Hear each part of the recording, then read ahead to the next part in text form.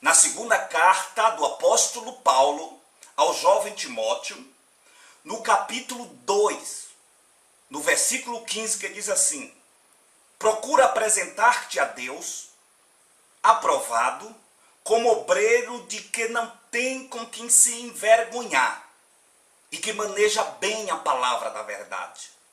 Homilética. Observe que Paulo, quando escreve essa carta, neste versículo que acabamos de ler, ele nos faz entender que aquele que prega precisa viver o que prega. Que aquele que prega precisa pregar aquilo que vive. Muitos de nós estamos pregando, mas muitas das coisas que estamos pregando, nós não estamos vivendo. E o interessante é que o versículo nos explica isso. E ele ainda diz que maneje bem a palavra da verdade. Ou seja, que conheça a palavra que está pregando. Que conheça o texto. Que conheça a passagem bíblica.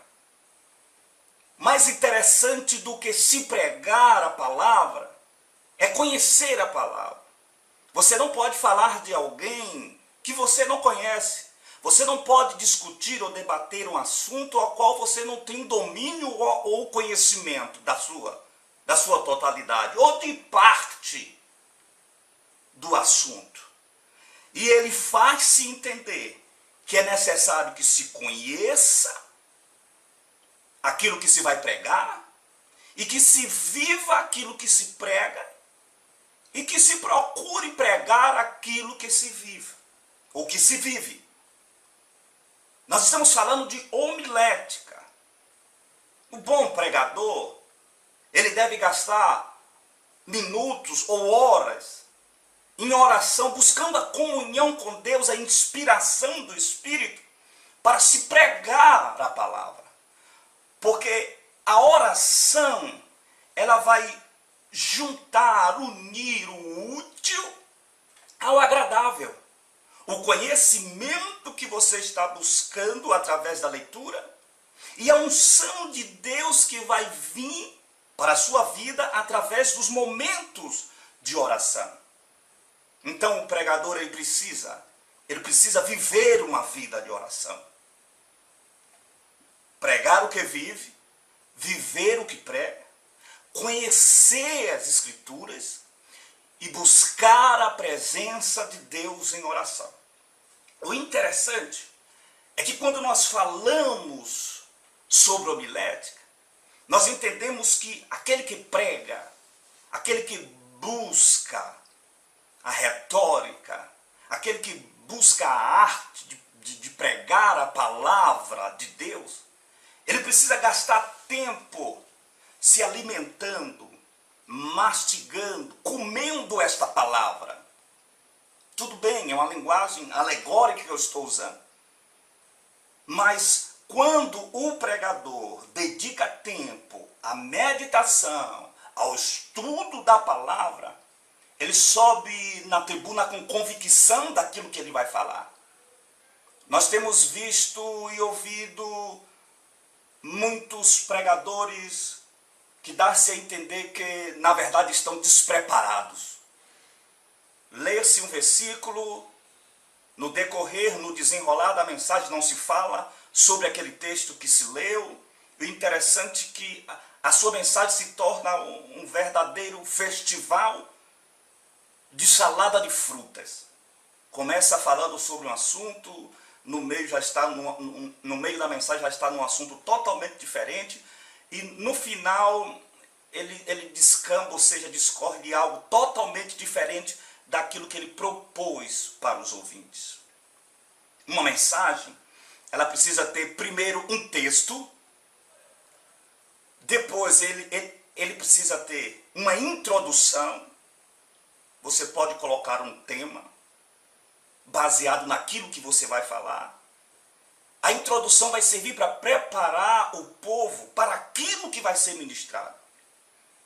A sua mensagem precisa ter um corpo, um conteúdo, pode ser 3 tópicos, Alguns pregam com 5 tópicos, ou até 7 tópicos, porém, o básico seria 3 tópicos, tópico 1, tópico 2, tópico 3, com seu texto e a sua introdução.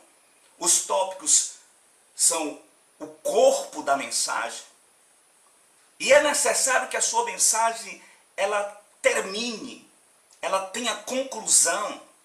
Muitos de nós temos pregado e a nossa preocupação tem sido em ver o fogo cair, em ver Deus operar, em ver o povo pular, e na maioria das vezes esquecemos de concluir a mensagem, de fechar o assunto, para que a sua mensagem ela esteja completa. Observe o público-alvo. Se você vai pregar em um culto de oração, se preocupe com que tipo de mensagem você vai transmitir. Se é um culto com a participação dos jovens, da mocidade, se preocupe com o tipo da mensagem. Se vai pregar no culto com os varões, num culto no evangelismo, numa praça, a mensagem tem que ser destinada à libertação e salvação de almas.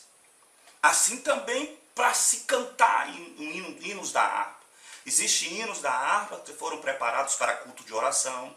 Existem hinos da harpa que foram preparados para culto ao ar livre. Existem hinos da harpa que foram preparados para cultos de avivamento espiritual. E assim sucessivamente. Observe o público que você vai pregar. Quem são as pessoas que vão ouvir. Outra coisa. Muitos de nós estamos pregando e imitando pregadores da mídia, ouvindo DVDs, assistindo mensagens pela internet e pregando as mensagens repetidas. Muito cuidado, não é só você que assiste ou que acessa a internet, não é só você que assiste os DVDs de mensagem. Os seus ouvintes também têm conhecimento e você pode correr o perigo de estar plagiando, pregando uma mensagem copiada e sendo flagrado no seu plágio. Muito cuidado com isso. Outro cuidado que o pregador precisa ter é com o tom da sua voz. Os seus ouvintes não são surdos. Você não precisa falar baixo demais, de maneira que o povo não te escute e chegue ao ponto de cochilar. Mas também não precisa gritar como se estivesse louco para chamar a atenção.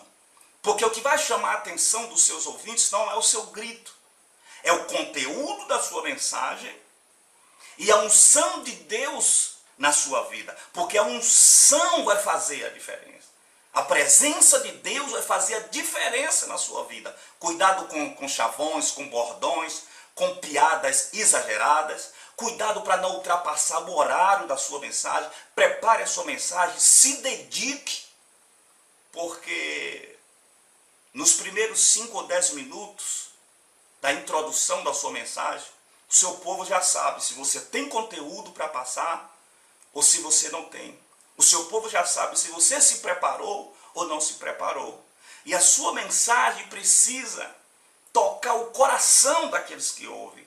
Não somente os ouvidos. Às vezes a nossa mensagem atinge os ouvidos daqueles que nos escutam, mas não atinge o coração.